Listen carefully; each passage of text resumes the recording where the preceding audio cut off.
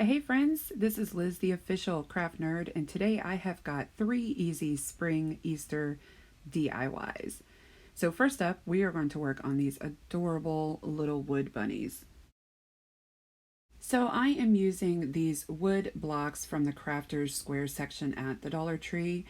I had quite a bit on hand, as well as you can tell, some of them are painted black.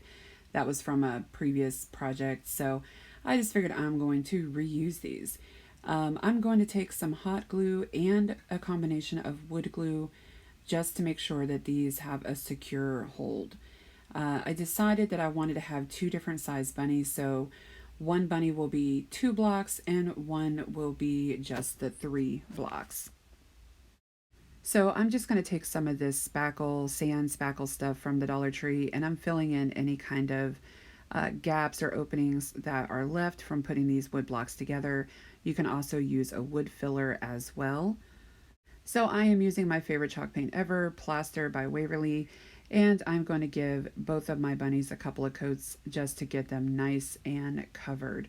And of course the black blocks obviously needed to have the 2 coats just to cover up all that black underneath. When that was done, I'm taking my antique wax and I am going to distress my bunnies. I wanted them to be more rustic. Definitely fits my style a lot more than just bright, and colorful. So I really liked how this gave this just a dirtier, rustic, more vintagey type look. So then I'm coming in with the Waverly chalk paint and ink, and I'm just going to draw my face on the bunnies. Of course, I'm just going to put a couple of eyes, and then I will go in and paint the nose as well as the whiskers and all of that cute stuff just to give my bunnies their own little personality. So as you can see, my first my first faces on these bunnies did not look very happy. I do go back and change those later on though, so don't worry guys. But I wanted to make sure that I got some adorable burlap ears on here. This is that wired burlap ribbon from the Dollar Tree. And when cutting these out, I did make sure that I left some of the wire edges on these just because that was going to help me give movement to my ears and help them stick up better once I place them on the top. So I just glued those down to the top with some hot glue. And then I'm going to come in after and add some finger bows. I'm just taking some twine, wrapping it around my fingers. There's a few different ways to make these bows. I have tried a bunch of different ways. For me personally, I just like to wrap another piece of string around the middle of that, tie it up, and boom, you got a bow. So however you do it, you do you guys. So again, this is just a twine bow here, and then I'm going to take some different materials and add those on as well. So I'm using a different type of twine ribbon stuff that I got from Michael's a while back. I just thought it worked perfectly for this type of DIY, and made another finger bow. And here I'm making a scrappy bow. This is just basically pieces of ribbon and twine, just kind of layering them together and then tying a piece of twine around the middle just to make this a bow as well. Once it's all said and done, I am taking all of these bows, all 3 of them, and I'm going to glue them, stacking them on each other on the top of my Easter bunny. And here's after I painted them little smiles so they were happier. And the final project, you guys, I thought these guys were cute, easy, and super adorable for Easter for anybody. Tell me what you think down below. Okay friends, so now here is DIY number 2, these adorable little flower frames. So taking 2 of these already made picture frames from the Dollar Tree, as well as some of those little adorable glass bottles that they sell in their Crafter Square section, I just came up with this idea of just kind of doing, I don't even know what you would call it, but you know, just a picture frame with flowers. I don't know. But while I'm doing this, I just want to say, if you are new to my channel, thank you so much for stopping by. I hope you like what you see and decide to hit that subscribe button below. Make sure to hit the notification bell so that you are notified whenever I upload new content. And if you are one of my subscribers already, thank you guys so much for sticking around with me. Your kindness and your comments always mean the world to me. So I definitely love to hear your guys' opinions on anything that I do. And I look forward to seeing you guys every single week. So, back to the project. As you see here, I'm just taking some scrapbook paper that I thought was pretty, and I am going to cut it out to the size of the backgrounds to those frames. Literally, all I'm going to do is glue it down with some glue from a glue stick and put that scrapbook paper right over top of this. I just felt like not every single thing I do has to be painted. So this was just an easier way of revamping something that was pretty much ready, set, go to begin with. So once I place those back into the frame, I am taking these little glass bottles. Again, they are found in the the Crafter's Square section at Dollar Tree.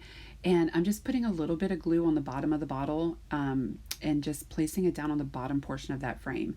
The frame itself kind of sticks out, so it's like almost like a little ledge, and it definitely held the bottle up just perfectly.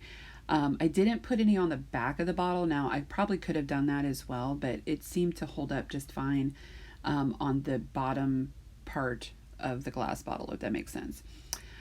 Once those are glued down, I just took some of this gorgeous lavender floral picks from the Dollar Tree and clipped off just little pieces that I thought would look good in each of these frames. Now, as you noticed, I didn't even paint the frames. I wanted to keep them the same colors as they were when I first bought them. I really liked the light pink as well as the more of a creamy peach type color.